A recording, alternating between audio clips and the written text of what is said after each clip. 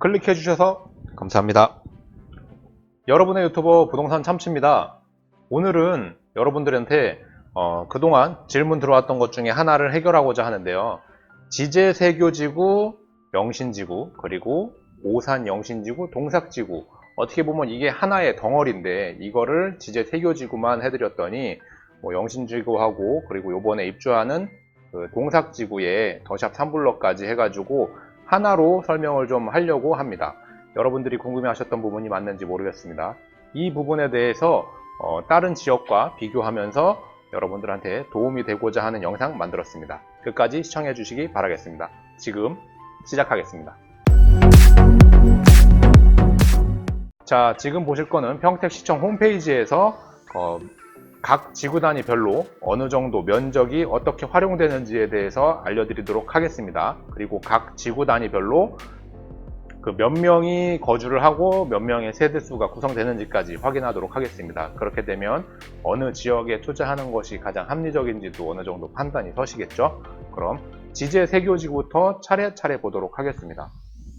자, 지제세교지구는 83만 9,631제곱미터에 6,325세대 그리고 16,448명이 수용 가능한 그런 개발지로 하고 있다고 합니다. 그럼 6,325세대가 예정이라면 요번에 분양했던 지제세교지구 더샵이 1999세대였기 때문에 약 3분의 1 정도는 이미 분양을 한 거고 나머지 한 4,000세대 정도가 분양 예정으로 남아있는 겁니다. 지제세교지구에는 1블럭, 2블럭, 3블럭, 4블럭 이런 식으로 남아있는데 2, 3, 4블럭은 이제 4,000세대 정도를 나눠서 이제 공급을 하겠죠. 결과적으로 1블럭이 가장 큰 세대 규모였습니다. 보시면 2010년도 4월 26일 날 개발계획 수립 고시했고 2018년 9월 4일 기반시설 공사 착공 해가지고 계속 진행 중입니다. 보시면 이제 주거용지 해가지고 여기 공동주택 용지가 있거든요. 이게 전체 면적의 31%를 차지하고 나머지 근린생활시설 용지, 이제 상업을 할 수 있는 그 상가주택 같은 거거든요. 그런 게 이제 1%, 그리고 준주거 시설 용지라는 게 있어요. 준주거는 이제 상가주택에서 할 수 없는, 그러니까 거의 상업지랑 같은 거의 비슷한 그런 용도로 쓸 수 있는 용지를 말합니다. 준주거 시설 용지라는 게 여기 지금 6.2%가 들어있고, 상업용지, 이거는 완전 중심 상업용지를 말씀드리는 거거든요. 중심 상업용지라는 것은 모든 상업행위를 할 수 있다라는 뜻이에요. 보면은 이게 6.1% 해서 상업을 할 수 있는 용지가 지금 요렇게만 봤을 때 12.3%고 근린생활시설까지 합친다면 13% 정도가 상업지로 분포되어 있는 걸 알 수 있습니다. 나머지 도로 이런 거는 빼고 학교용지 이런 거는 다 빼겠습니다. 요것만 봤을 때 공동주택과 상업용지만 봤을 때 그렇다는 겁니다. 지제세교지구가 어딘지 모르시나요? 그러면 일단은 지도로 잠깐 참고를 해드리면 오늘 보실 것 중에 하나가 바로 여기가 이제 지제세교지구고 영신지구, 여기가 오산 영신지구, 여기가 이제 동삭지구예요. 동삭지구가 요번 그 9월, 저번 달이죠. 지금이 10월 2일이니까 저번 달에 이제 입주를 시작했습니다. 3블럭이 더샵 1, 2, 3블럭인데 3블럭이 먼저 입주를 시작했어요. 나머지들은 이제 다 내년, 후년, 그리고 그 후년까지 이렇게 하는 거고, 지금 순서는 지제세교지구, 영신지구, 모산 영신지구, 동삭지구 요 순서대로 설명을 드릴 거예요. 자, 계속해서 보겠습니다. 여기 그 다음이 이제 영신지구죠. 영신지구를 보면 여기는 총 5,056세대에 13,146명 수용이라고 되어 있습니다. 5,000세대니까 지제세교지구보다 약 1,000세대 정도가 이제 적은 편인 거죠. 그리고 여기를 보시게 되면 공동주택 용지가 41.3%예요. 거의 절반에 해당하는 게 이제 아파트 부지로 책정이 돼 있고, 나머지도 다 근생시설, 준주거시설 이런 식으로 지금 상업지가 따로 없이 준주거나 상업지가 없이 근린생활이나 준주거 그 용지로 조금 빠져 있는 걸 알 수 있습니다. 나머지는 비슷하고요. 그래서 공동주택 용지가 좀 더 큰데 그럼에도 불구하고 전체 면적이 작다 보니까 세대수가 좀 적은 겁니다. 요거를 합치면 총 11,000세대 규모인 거죠. 지제세교지구와 영신지구를 합쳤을 경우에. 영신지구는 다시 한번 알려드리지만 여기입니다. 그리고 모산 영신지구. 네, 모산 영신지구는 6119세대, 15,911명. 보면은 지제 세교지구와 거주하는 인구가 거의 같아요. 거의 6,000세대 규모라는 거는 이제 거의 같은 세대인 거거든요. 근데 여기는 더샵 단일 브랜드가 아니라 보시면 네, 여기 누구나 집이라는 게 있어요. 여기는 지금 표시가 안 돼 있는데 네, 그 누구나 집까지 해가지고 그 세대수가 나오는 겁니다. 이게 지적 편집도로 보면 네, 여기에 이제 누구나 집이 있고 더샵 1블럭, 2블럭, 3블럭이 있고요. 여기가 이제 힐스테이트, 영신 힐스, 그리고 여기가 지제 세교지구 더샵인 겁니다. 지금 어쨌든 모산 영신지구에만 6119세대, 이게 근데 동삭지구까지 합치게 되면 약 7000세대가 넘는 겁니다.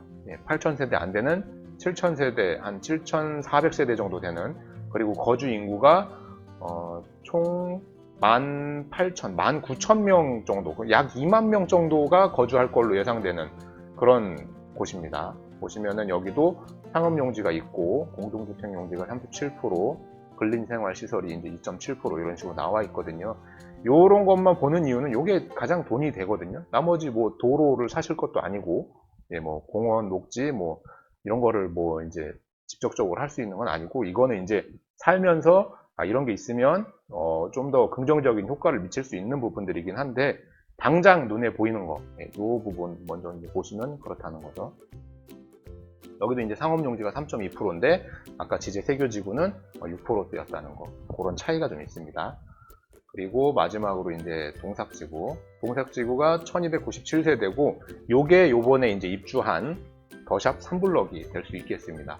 그래서 3,372명이 이제 거주할 걸로 예상한다 라는 거죠. 보시면 여기도 이제 다 주거 용지의 공동주택이 43%고 근린생활 시설 용지가 7.8%. 그래서 그 더샵 3블럭 앞에 있는 그거는 다 이제 근린생활 시설 용지가 되겠죠. 나머지들은 이제 면적상 가장 작아서 여기는 이제 그냥 그 모산 영신지구랑 한 덩어리로 보셔도 큰 지장은 없을 것 같습니다. 평택시청에 나와 있는 이 공표되어 있는 거, 요거는 이제 다 봤거든요. 이 기반시설 공사 중이라는 거는 이제 도로나 뭐 공동구나, 공동구에는 이제 뭐 전기, 수도, 가스, 인터넷 등등 뭐 이런 게 들어가는 게 이제 공동구예요. 예전에는 전봇대를 심거나 뭐 밑에 이제 땅을 파가지고 상하수도를 따로 했는데, 지금은 공동구라는 거를 하기 때문에 어느 정도 이제 전체적인 면적 개발을 할 때는 미리 황무지 상태에서 그런 거를 먼저 깔고 시작을 합니다. 그 다음에 이제 지도를 보면서 설명드리겠습니다. 지금 제일 궁금해 하시는 게 이제 전망 같은 것일 텐데, 지금 지제역에서 1.8km, 그 더샵 3블럭까지가 2km 정도 되거든요.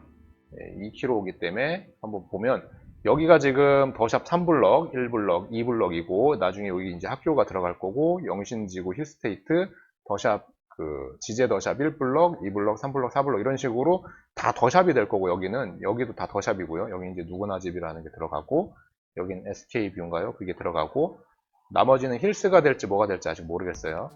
그래서 봤을 때 지금 지제역에서 직선거리로 2km 내에 있는 아파트들이 향후에 어떤 그 모습으로, 그리고 어떤 시세 반영으로 움직일지가 궁금하시잖아요.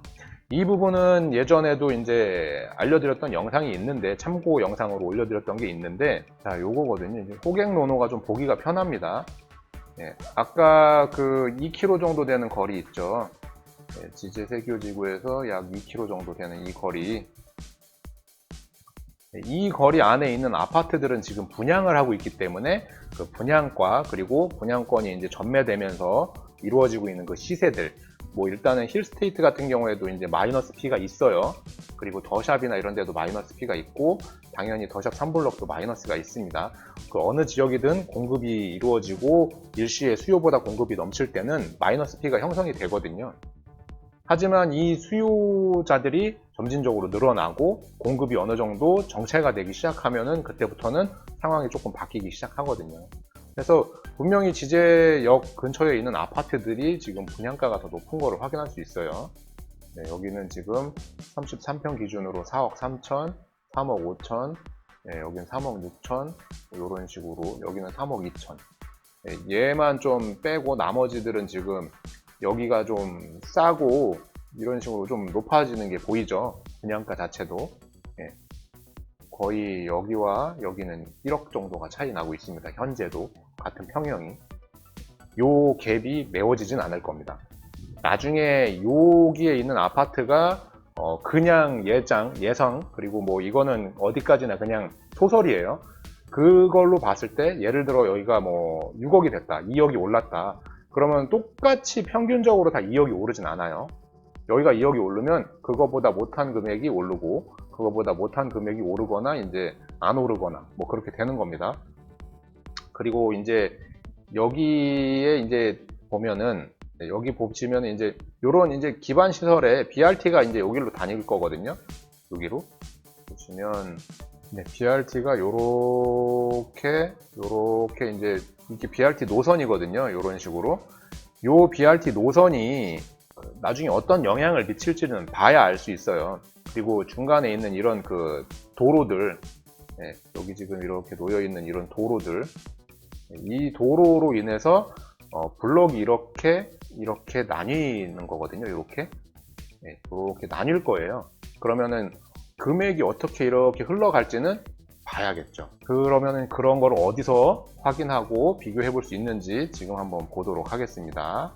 요게 이제 아까 다시 보셨던 그 호객노노고요.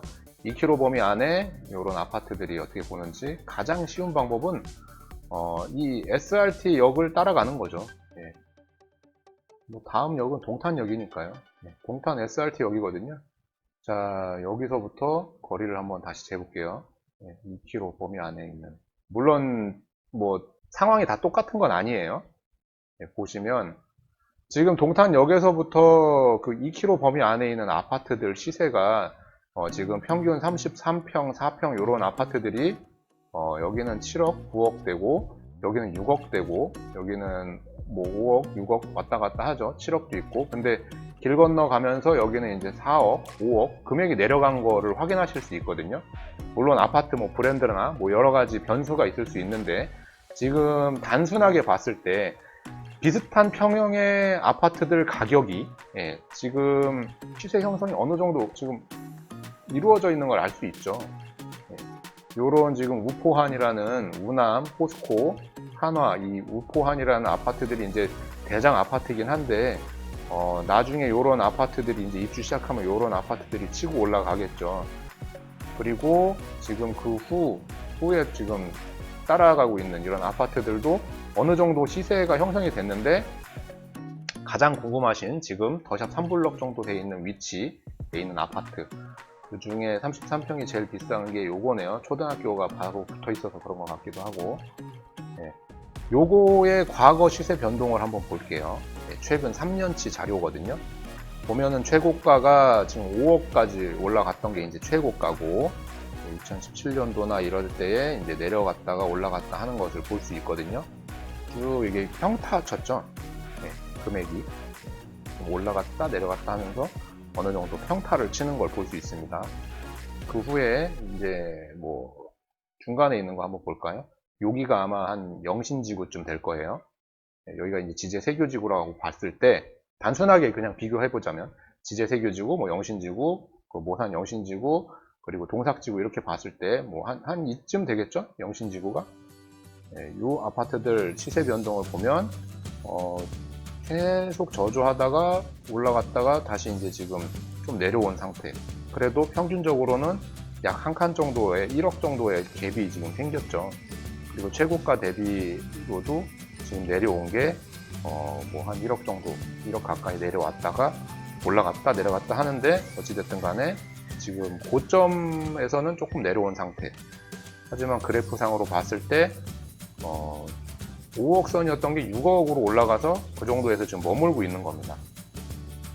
그리고 이제 문제의 우포한이라는 거죠. 이게 이제 지제세교지구로 따지면 이제 요번에 분양한 더샵의 그런 위치는 아니에요. 더샵 위치는 요 길 건너 쪽이 더샵 위치라고 보시면 되거든요. 요거는 이제 뭐 그냥 현재 비교할 수 있는 것 중에는 요거밖에 없기 때문에 보여드리는 거예요. 이거 같은 경우에도 처음 뭐 6억에서 뭐 급매로 5억 3천, 2억 9, 뭐 5억 2,900 정도 하다가 8억 선까지 올라갑니다, 이게. 네. 결과적으로 이것도 현재로서는 가격이 오른 거죠, 현재로서는. 네. 나머지들은 이렇게 봤을 때 가격이 좀 오른 걸 확인할 수 있었습니다. 그리고 그 금액대가 다 전반적으로 다 상승했다는 거. 네. 요거는 25평인데 한번 볼게요. 25평도 지금 보면은 3억에서 껑충 뛰어 올랐죠. 그리고 나서 다시 떨어지고. 변동폭이 좀 크잖아요. 지금 1억 가까이가 더 떨어진 거예요. 1억 올랐다 떨어진 거죠. 이런 그 낙차가 지금 이런 아파트들에서는 심하지가 않죠. 그래프만 놓고 봤을 때. 보시면은 이제 그래프들은 이게 다 실거래가 기준으로 나온 거기 때문에 낙차가 심하지가 않죠. 이것도 보시면 이렇고, 이거 앞에 봤나요? 이것도 치고 올라갈 때는 이제 가파르게 올라가죠. 근데 요 길을 건너므로써 있는 이 아파트들은 이런 식으로 그래프가 움직이고 있다는 거. 올라도 떨어질 때 또 심하게 떨어지고, 여기는 이제 거의 변동이 없는. 보시면은 어느 정도 이제 감이 좀 오실 겁니다. 지금 이 동탄역에서 거리가 멀어지면 멀어질수록, 이렇게 멀어지면 멀어질수록, 이렇게 뭐 세 개의 덩어리로 봤을 때 어쨌든 중심은 이제 동탄역이 되는 거죠. 평택에서 보면 이제 지제역이 되는 거고, 이 동탄역에서 가까울수록 사실 가격 방어가 더 잘 이루어지고 잘 올랐다가 방어되고, 이런 거를 보실 수 있을 거예요. 각 지역마다 틀린 거는, 평택은 인구라는 게 이제 계속해서 증가하고 있고, 뭐 중간에 이제 동탄도 그렇고, 뭐 밑에 천안도 그렇고, 수서도 근처도 마찬가지겠죠. 인구 증가하는 요인 중에 하나는 직장이 있기 때문인 거거든요. 지금 2035 도시기본계획에서도 평택이 제시했던 그 인구를 만족하기 위해선 꾸준히 증가하는 것보다도 폭발적으로 증가하는 시기가 한번 와야 해요.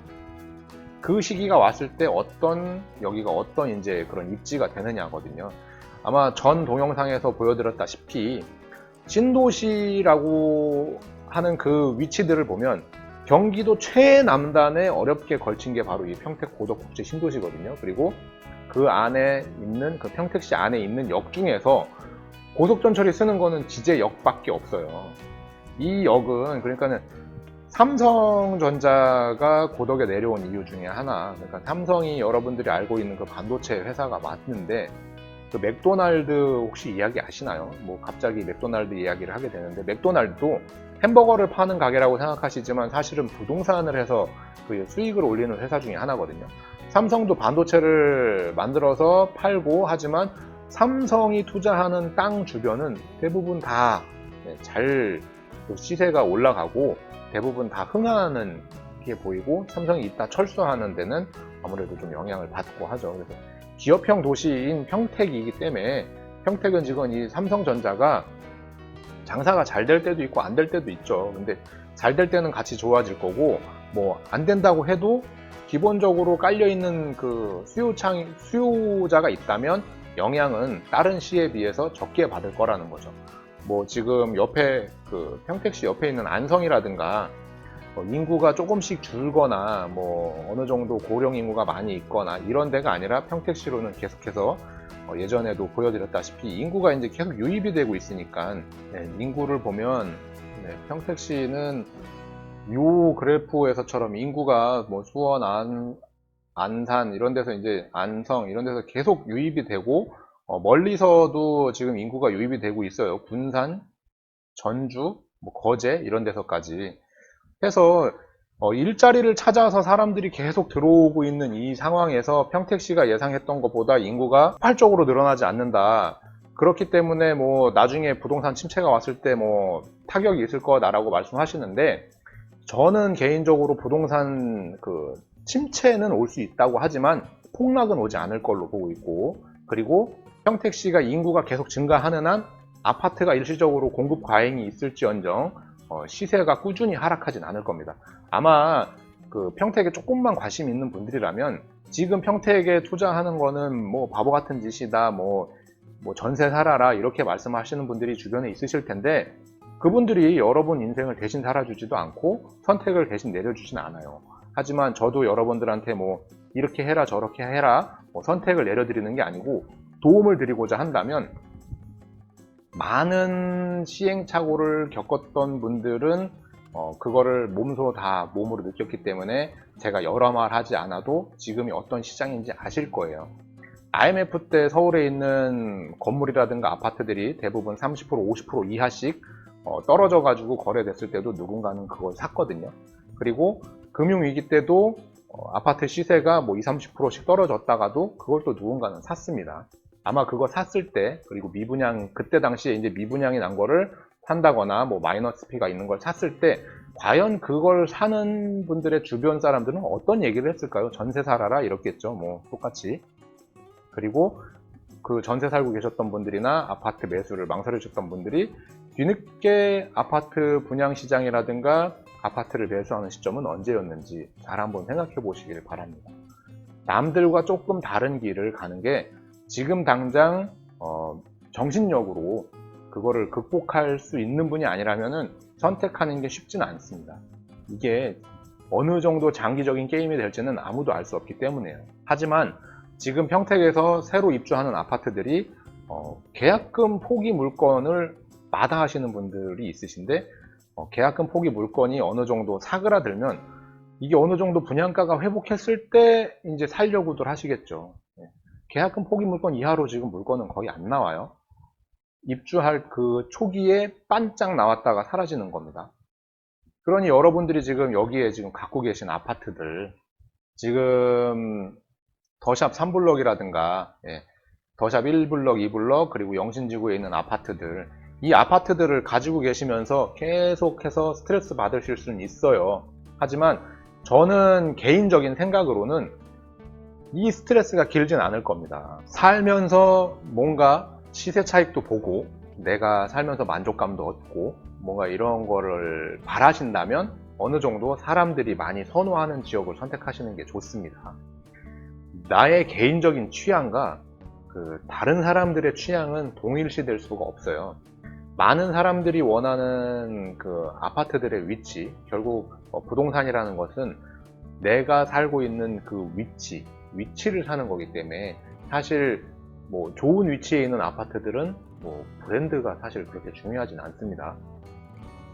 정말 그 강남이 전부 다 뭐 다른 뭐 여러 가지 아파트들이 섞여 있지만 정말 좋은 위치에 있는 아파트들은 사실 그 메이커나 뭐 이런 것보다도 그 위치가 중요한 거죠. 어느 정도 내가 그 필요한 거에 접근할 수 있는 그 편의성 이런 것들이 정말 중요한 거거든요. 그리고 어느 정도 내가 살면서 늘 누릴 수 있는 뭐 그런 자부심 같은 거 뭐 이런 것들이 필요하거든요.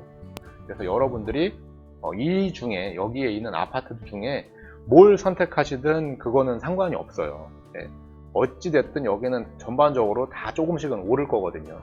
제가 예상하기로는 그래요. 뭐 아까 동탄이나 이런 데를 봤을 때도 뭐 그 주변 시세들이 조금씩 다 움직였어요. 동탄이랑 비교하는 거는 삼성전자가 있고 그 삼성전자가 있는 그 주변에 신도시가 형성되고 그리고 지제역이라든가 이런 고속전철역이 새로 생겼기 때문에 계속 이제 동탄과 비교하는 거지만 서울과의 접근성을 놓고 봤을 때는 동탄이 좀 더 유리하기 때문에 동탄보다 평택이 더 오르진 않을 것 같아요. 지금만 놓고 본다면 나중에 이게 어떠한 계기로 역전이 될 수도 있겠지만 그거는 이제 뭐 어디까지나 나중 얘기인 거죠. 그래서 지금 봤을 때 평택 그 지제 세교지구, 영신지구 그리고 오산 영신지구, 동삭지구 그 어느 곳에 투자를 해야 되고 한다면 저는 개인적으로 순번을 정하면 여기가 1번, 여기가 2번, 여기가 3번, 여기가 4번 이렇게가 되겠죠.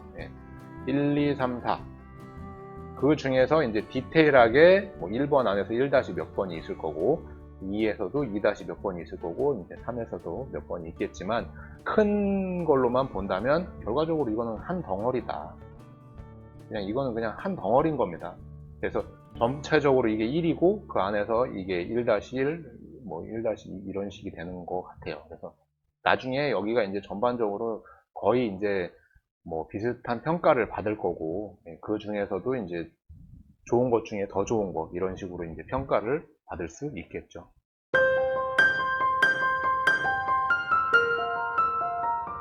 자, 오늘은 지제 세교지구, 영신지구, 그 모산 영신지구, 동삭지구 이렇게 4개의 지구를 서로 한번 한 덩어리로 묶어서 설명드리는 시간 마련했습니다. 여러분들한테 도움이 되셨는지 모르겠어요.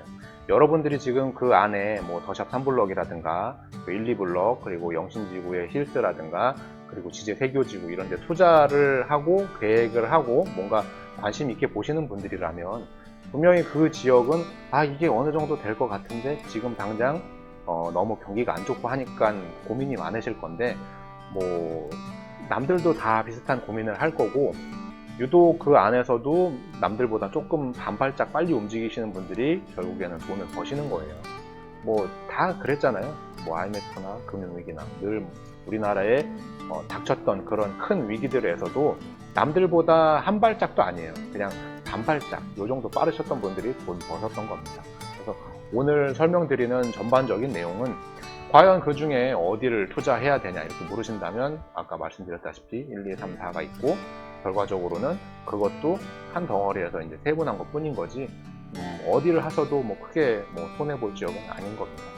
그 안에서 분명히 전부 다 이제 입주가 끝나고 어느 정도 그 다 조성이 됐을 때는 뭐 옥석은 이제 가려지겠죠. 그 중에 이제 좋은 지역에서 더 좋은 지역이 이제 가려지겠지만, 지금 당장 놓고 봤을 때는 아이러니하게도 동삭지구 제일 끝에 있는 게 이제 이쪽이죠. 제일 끝에 있는 게 먼저 개발하고 입주를 하면서 순차적으로 이렇게 지제역 쪽으로 가까워지거든요. 그래서 이렇게 지제역으로 점점 이렇게 좋아지고 새 아파트들이 이제 생기기 때문에 나중에는 이제 반대로 이렇게 될 수도 있겠지만 뭐 일단 전반적으로 쭉 살기 좋은 동네가 되지 않을까 이렇게 보고 있습니다. 그래서 실거주를 하신다면 그 중에서 이제 좋은 거를 잘 골라서 들어가시고, 투자를 하신다고 하셔도 그 중에서 잘 골라서 들어가시면 될 것 같습니다. 이 영상이 도움 되셨다면 오늘도 좋아요와 구독 부탁드리겠습니다. 앞으로도 여러분들과 부동산 길잡이로서 함께하는 부동산 참치가 되도록 많은 시간과 노력 투자해서 공부 열심히 하겠습니다. 여러분도 저와 함께 같이 공부하는 시간이라고 생각하시고, 제 말이 여러분들 인생을 뭐 바꾸거나 이런 게 아니고 그냥 참고만 하시길 바라겠습니다. 저도 같은 여러분들과 같은 사람입니다. 제 말에 공감하실 수도 있고 공감하지 못하실 수도 있습니다. 하지만 이 부동산 공인중개사 전업을 하면서 그리고 평택에서 제가 한 30년 정도 살면서 느꼈던 바를 말씀드리는 거니까 잘 참고만 하시길 바라겠습니다. 시청해 주셔서 고맙습니다.